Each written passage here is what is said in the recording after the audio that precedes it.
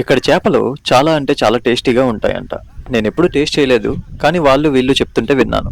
సరే ఈరోజు కొందాం కదా అని వస్తే ఉదయం 5 గంటలకి, 6 గంటలకి వచ్చిన వాళ్ళకే దొరకలేదంట.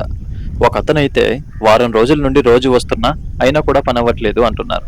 ఆ మాట వినగానే ఏంట్రా నిజమా లేదంటే సొల్లు చెప్తున్నారా అనుకున్నా.